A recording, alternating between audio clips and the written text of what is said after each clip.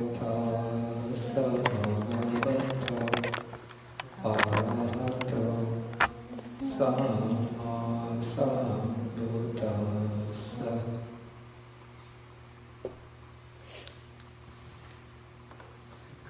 everybody.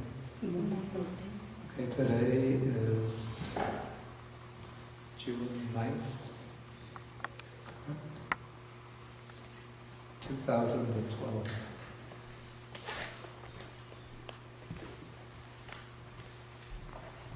And today we're taking Sutta number 74 in the Majjhima Nikaya. This is called the Dighanakha Sutta, and it's on page 603. It's a short sutta. Do you have it? Maybe you could move over to the seat.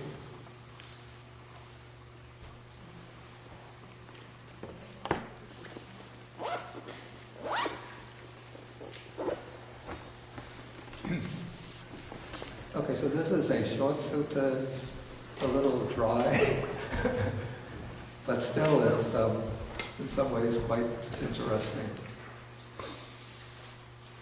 And apparently the sutta takes place very shortly after the beginning of the Buddha's ministry, because we can see from the end of the sutta that Sariputta, at the time the sutta begins, had not yet achieved arhatship, and then he achieves arhatship at the very end of the sutta. And so we know, at least from other texts, that Sariputta became the disciple of the Buddha, a monk, during the first year of the Buddha's teaching career. And so the sutta must take place sometime within that first year. And then we know also, after Sariputta became a monk, it's said that he spent 2 weeks in training and meditation practice before he achieved arhatship. So this sutta will take place probably in the second week of Sariputta's, after Sariputta's ordination as a monk. And the person who the Buddha speaks to in the sutta is it's a wanderer named Dighanakha. The word Dighanakha in Pali, it seems to be a sobriquet rather than a proper name. It means long fingernails. And so, since he was a wanderer, belonging to one of the ascetic communities, probably their practice was to abstain from cutting their fingernails. And so his fingernails would have grown very long. I think even in India today you could sometimes see ascetics like this who observe that practice. They grow very long hair, long beard, and they don't cut the fingernails, so the fingernails become very long. I think we see this also maybe in pictures of the Chinese immortals. Is that the case? The Taoist immortals? They have long fingernails? No? They cut their fingernails. I've seen some pictures like that. Okay, now Dighanakha was not only a wanderer, but he was, according to the commentary, he was the nephew of Sariputta. According to some other traditions, Buddhist traditions, he was not the nephew, but some other relative of Sariputta. And so he had heard that his uncle or his nephew, depending on which tradition one is following, had become a disciple of this monk that went by the name Gautama. And so he was apparently a skilled debater, this Dighanakha, and he thought that he would go to see the Buddha and argue him out of his position, engage him in a debate, and then defeat the Buddha in debate, and in that way win back his uncle or his nephew, Sariputta, to win him away from following this bad teacher called Gautama.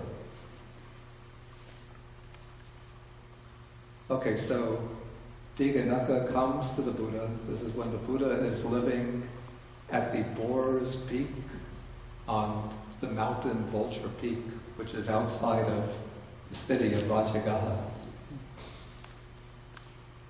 So Dighanakha comes to the Buddha, they exchange greetings, engage in some cordial introductory talk. How are you today? How is your health? And so on.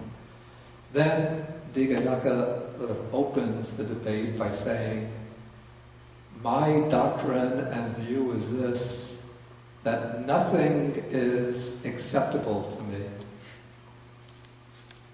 And it's a little puzzling the way it's stated, and the text itself doesn't give any explanation of what he means by this. The commentary gives an explanation which I have to say I don't agree with. I don't find it to be particularly convincing. The commentary says that what Dighanakha means by this view, nothing is acceptable to me, he means that no type of rebirth is acceptable to him.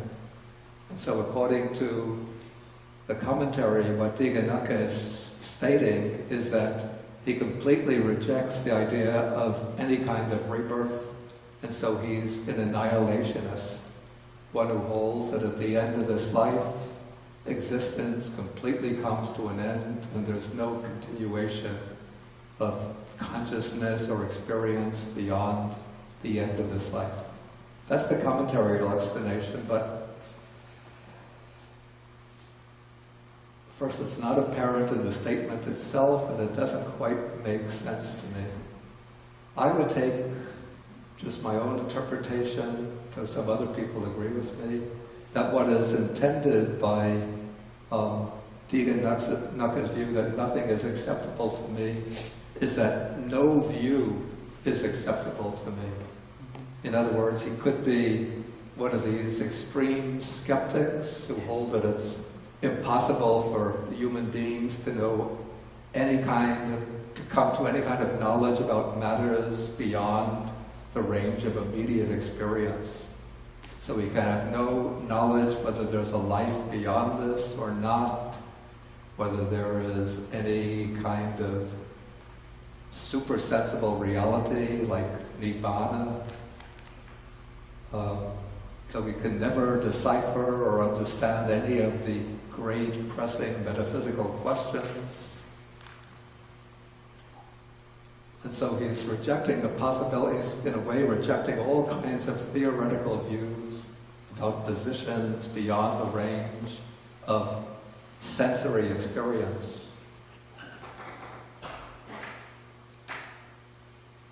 And he states his position apparently very forcefully, a little bit maybe aggressively or provocatively, like he wants to provoke the Buddha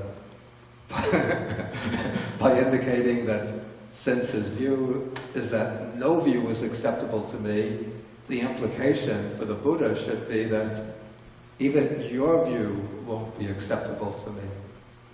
So in a way he's indirectly challenging the Buddha. But the Buddha is also a very skilled debater, don't forget. And so the Buddha is going to pick up on his statement and turn the tables on him by turning his view against himself. So the Buddha says, this view of yours, that nothing is acceptable to me, isn't at least that view acceptable to you? Yeah, so this seems to support the interpretation I just presented, that what Dighanakha is saying is that no view is acceptable to me. And so we can see the Buddha is contradicting that, or counteracting that, by asking him, isn't that view at least acceptable to you? Okay, and then Dighanakha replies, he says, if this view of mine were acceptable to me, Master Gautama, it too would be the same it too would be the same. Again, it's from the text itself, it's not completely clear what he means by this, so I have to give my own interpretation. What he seems to be saying is that even though he proposes this view that nothing is acceptable to me, but he's saying that even this view of mine is something that I don't hold to, don't cling to. Since if I were to take up this view and were to cling to it, then I would be accepting that view. And then I would fall into the same position as the positions of those whom I'm rejecting. Does anybody else have any idea of this? And before, I have to make a little announcement. Before anybody speaks, who has the microphone now? Boe has it. So we always want to get the questions recorded for the internet presentation. So before anybody asks a question or makes a comment, please take the microphone from Boe at the beginning, then hold on to it, and the next time somebody else has to comment, then you who have spoken should give the microphone to the next person to speak. In that way, each one who speaks then becomes the master of the microphone with the responsibility of passing it on to the next person.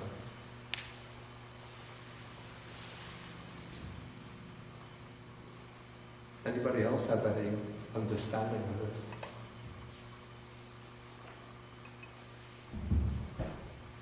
Kathy, is that you? Katie. I'm wondering if he's just pointing out to the sort of paradox of holding a view at all. Just really sort of poking a hole at the concept of holding a view as meaningful. Wait, is this a question? Or? Yeah, well, an explanation of the comment. Okay, so say it again. That the Buddha is pointing out the sort of futility or paradox in holding a view at all. Well, don't forget, it's Dighanakha who's saying, if that view of mine were to be acceptable, that would be like it too. This would be like it too. So it's Dighanakha who's speaking at this point, not yet the Buddha.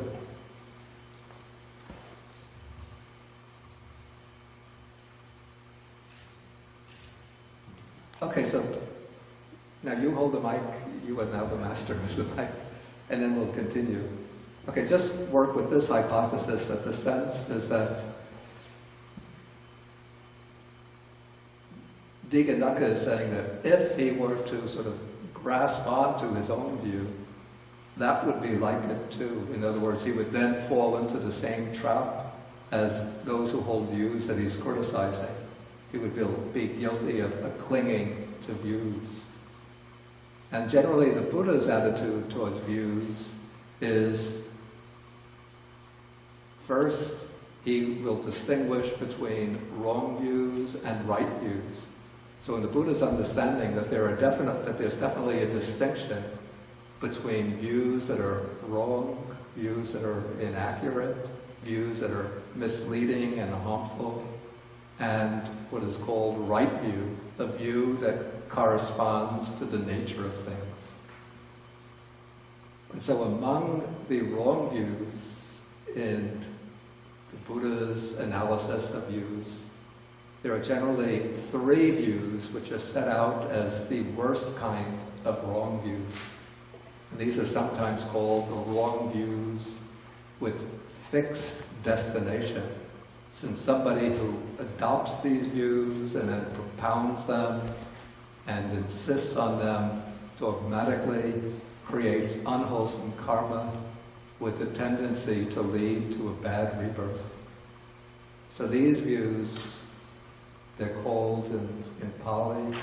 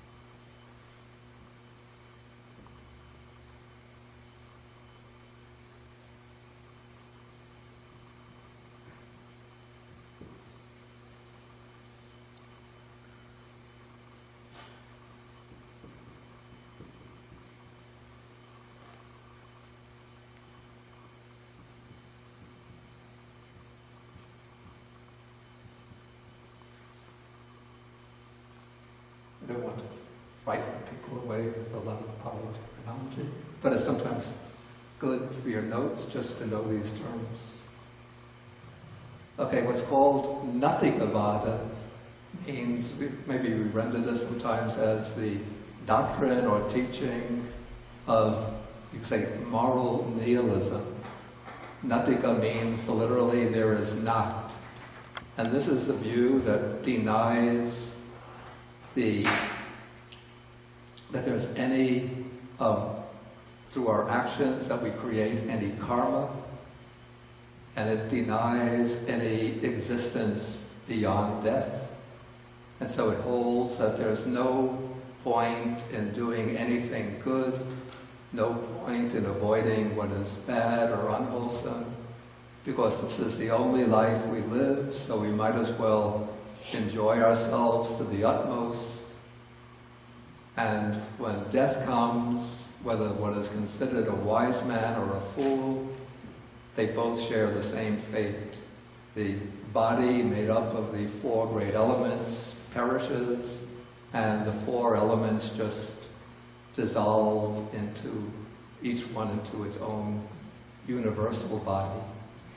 The earth element of the body goes back to the earth, the water evaporates into the air, the heat of the body passes out into the atmosphere, and the breath comes to an end.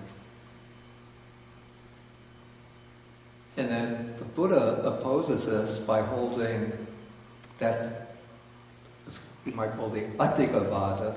This is the view that there is life beyond death, existence continuing beyond death. There is a law of karma, that our will deeds, our ethical deeds do have significance, and that we will reap the results of our action, our deeds in future lives. Okay, then the second type of bad view or wrong view is called Akiryavada, which means literally the view or doctrine of not doing. And this view is expressed in the thesis that if somebody, it seems very similar to Attikavada, the way it's expressed. If somebody goes around killing, murdering, slaughtering, robbing, he commits no evil, so there's not doing of anything evil. And if somebody goes around practicing charity, giving, generosity, self-restraint, mental development, there's no doing of anything good.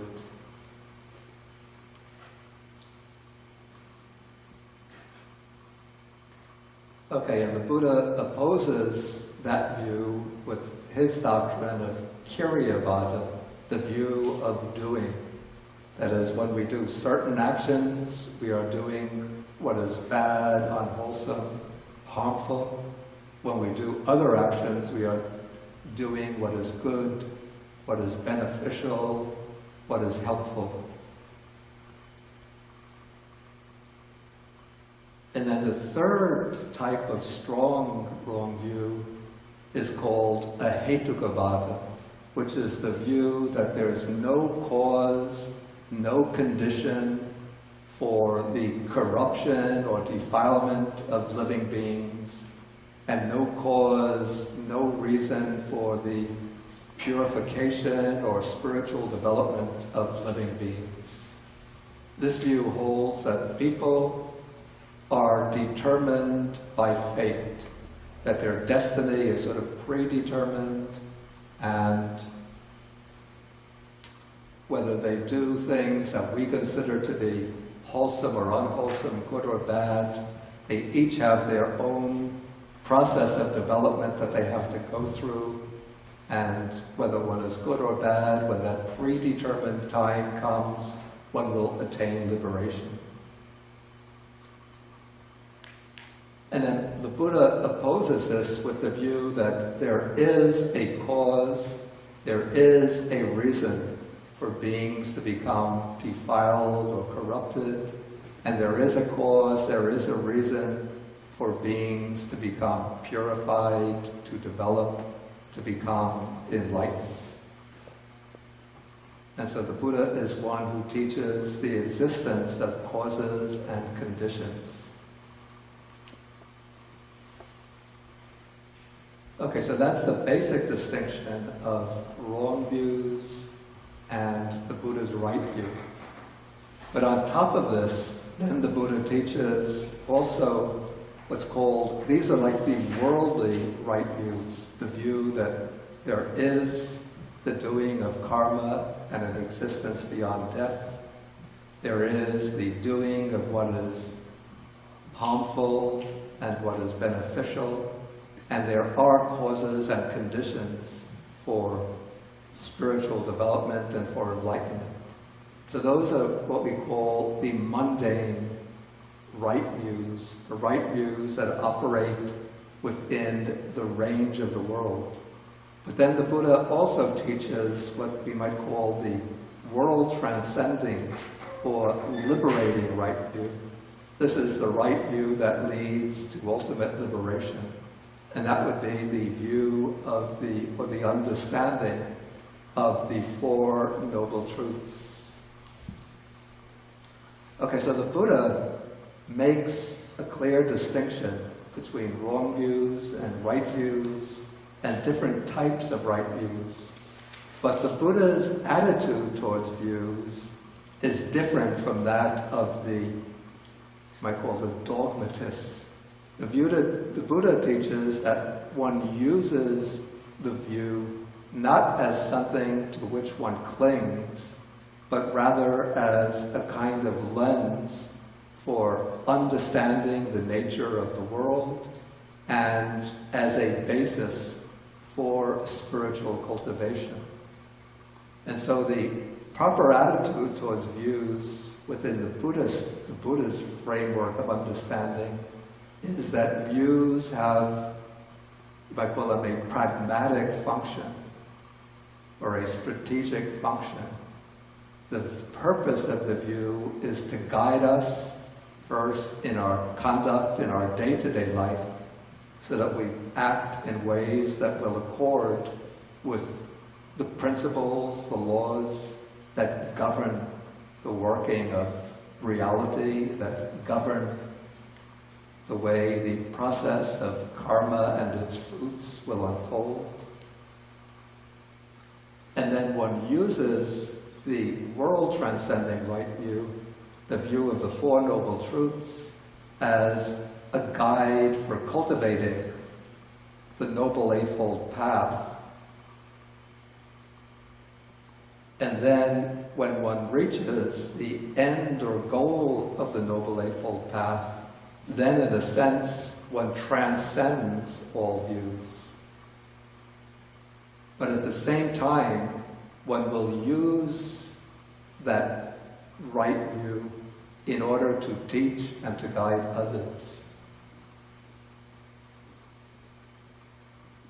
But a distinction is made in the attitude towards views between clinging to views and holding them to be absolute, absolutely accurate models of the nature of reality, and then pounding them dogmatically and seeking to convince and convert others to one's views.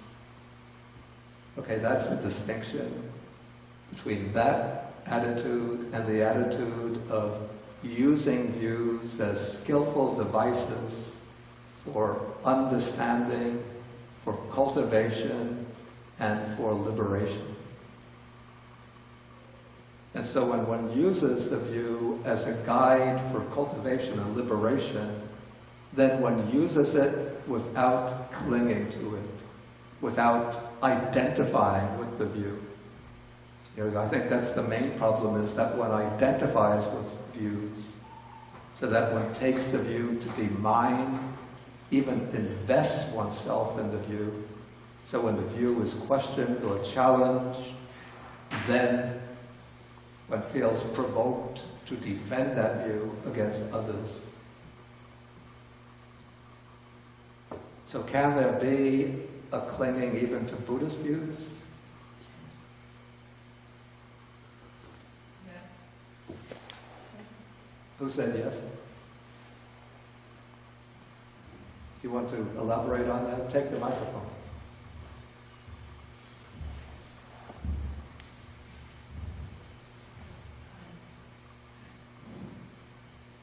Yes. Elaborate on that? Did you want to elaborate? Or give you a reason for that? Well, it's really normal, it's very normal to have a brain be used or to be expended primarily in thoughts and emotions for a long time. And so one comes to Buddhism often via those vehicles, emotional need and then cognizing Buddhism, thinking about it. Therefore, as I think you mentioned last, I'm thinking of a different teaching of the 4 types of person who studies Buddhism. The one that just studies but doesn't practice. And that's how it can be just clinging to Buddhism, there being no practice, in my opinion. Yeah, okay, that's good. Yeah, I think you do sometimes see, especially if you've lived in a Buddhist country for some time, how people become proud of, I'm a Buddhist. And then if other religions present their view, then they feel compelled to defend the Buddhist view against the view of other religions. And then they become involved in arguments and debates. And not only between Buddhists and other religions, but even within Buddhism, there are different schools of thought. You know, in India, there were some 18 schools of thought, and at least some of them have passed down treatises in which they take up the views of the other Buddhist schools, and then they basically debate with them and try to refute them. So in the Theravada tradition, we have a text called Kata Vattu, which is translated as basis for discussion or basis for debate.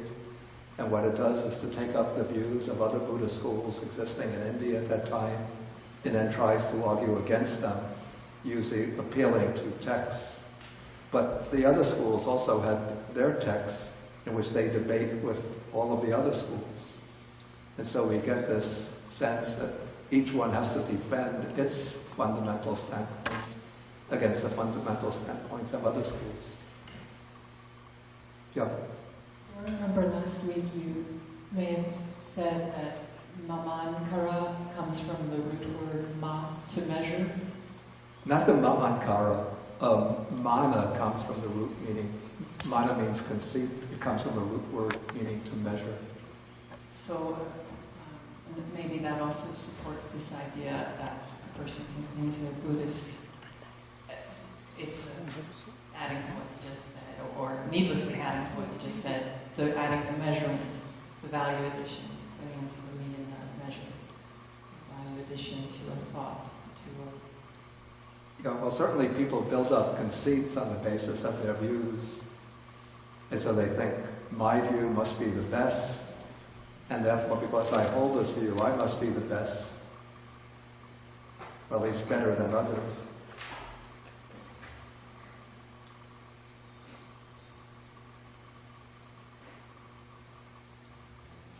Okay, let us continue.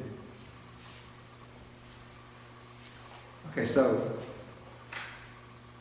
Dighanakha has said, if this view of mine were acceptable to me, it too would be the same. It too would be the same. So he seems to be, at least the way I read it, suggesting here that he's not even clinging to this view of his that nothing is acceptable to me, but he's sort of claiming that he's able to put aside his view or to hold his view only tentatively as a kind of pragmatic device for getting free of the knots and tangles of view. Okay, but the Buddha says here, there are plenty in the world who say, it too would be the same. It too would be the same. In other words, they claim to be able to overcome their view. and yet they do not abandon that view, and they take up still some other view. According to the commentary, again, it's a bit obscure, but what the commentary says is that not only don't they abandon their view, they still continue to hold on to their view, and then they further elaborate on that view, or take up, or make further distinctions within their view. But anyway, for the most part, what the Buddha is saying is that there are some, there are plenty in the world who say it too would be the same, as though they've overcome the attachment to view, and yet they still continue at some level to cling to their view, and then they take up some other view. But there are few in the world who say it too would be the same, it too would be the same, and to abandon that view and do not take up some other view. So it seems that the few in the world would be those who are able to give up the clinging to their view without taking up some other view to replace it.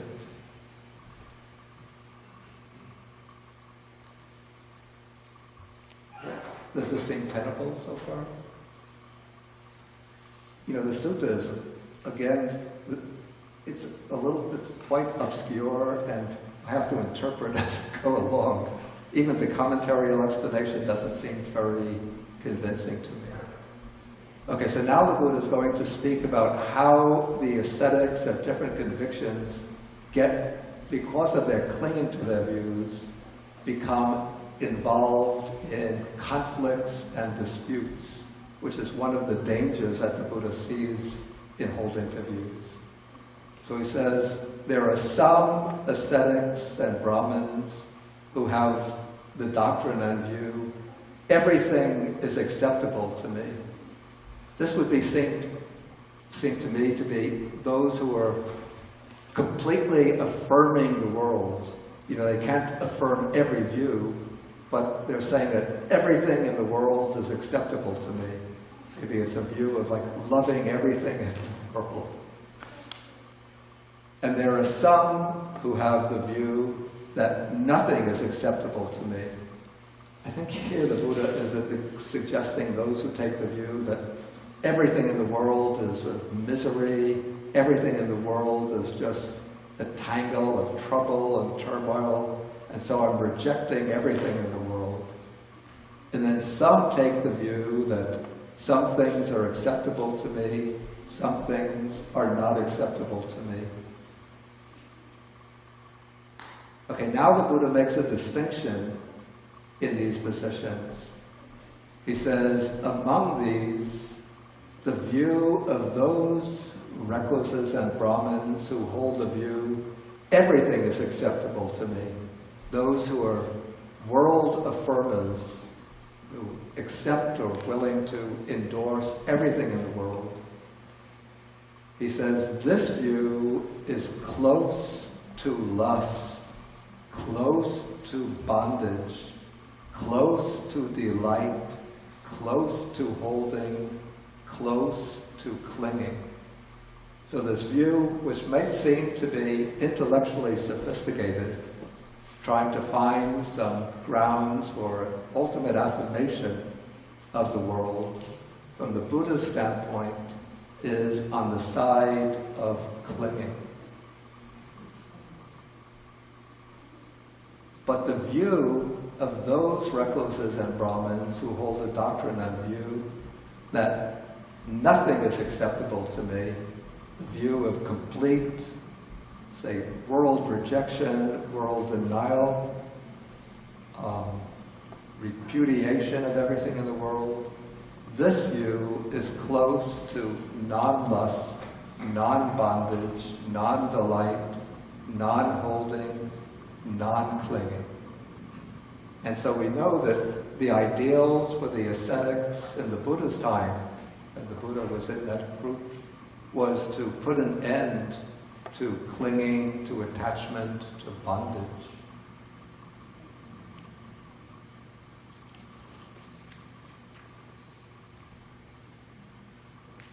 And so we have this kind of an opposition of these two positions. Everything is acceptable to me, everything is not acceptable. Usually they're seen as polar opposites.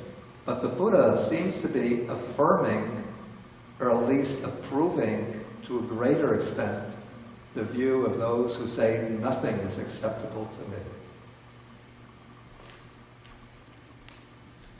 How does this square with our ordinary understanding, our usual understanding of Buddhism?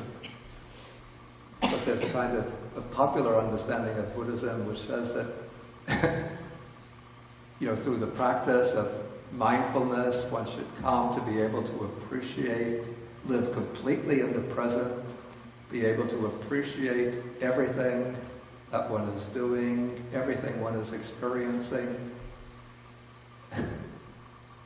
And yet here it seems to be saying that the view that one should enjoy everything, experience everything, is on the side of clinging, the side of bondage. Doesn't it seem to be siding with the pessimists? With the kind of grouchy negativists, like Schopenhauer?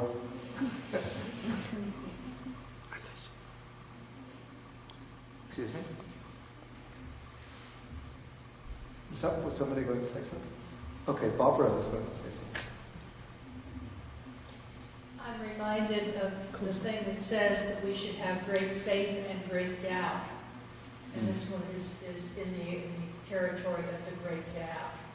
That it's not really accepting anything, and that's how we study. We continue and see what turns out. Yeah, The value of doubt. Excuse me? The value of doubt, but not accepting. Yeah, so that is used in the Zen tradition, with the idea that first one has great faith, that there's a possibility of reaching a breakthrough, which is called enlightenment, and then one has great doubt, which is not like ordinary doubt, but it's using the koan or the huato in order to raise a kind of perplexity, which then becomes a basis for that breakthrough. So I don't know whether that's quite the same as what the Buddha is saying here. But I have to say, it's not really 100% clear to me what the Buddha is saying here. But he does seem to be at least approving the view, you might call the negative view, over the view of world affirmation. Let's say, Richard, you could pass the microphone back to Richard. It strikes me that Dighanakha's response we'll seems come to definitely imply he gets all excited when he sees that Gautama is saying something that reminds him of what he's saying. Right? Doesn't that imply that he really is clinging to it and is not doing what he's saying he's doing originally? Yeah? It seems that, Yeah, so... Okay, did you want to add something? Katie? I was thinking what I concur that it's the same thing in the opposite direction over, whereas the nihilist is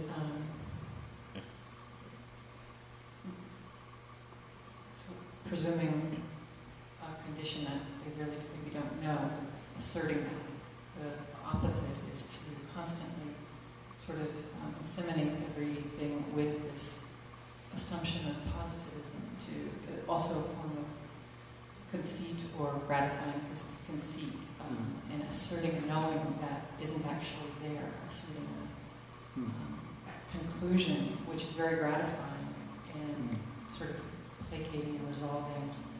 Either make the decision to be a nihilist or make the decision to be all things are in a positive realm, and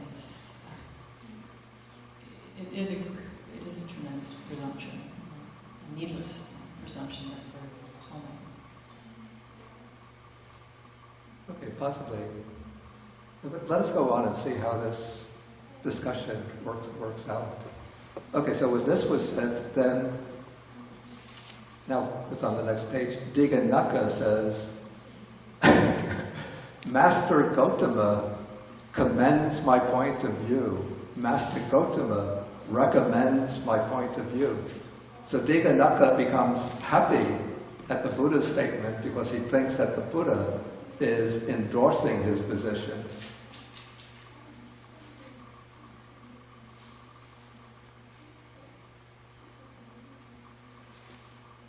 Why does Buddha calls him Agilesa? Oh, I see. That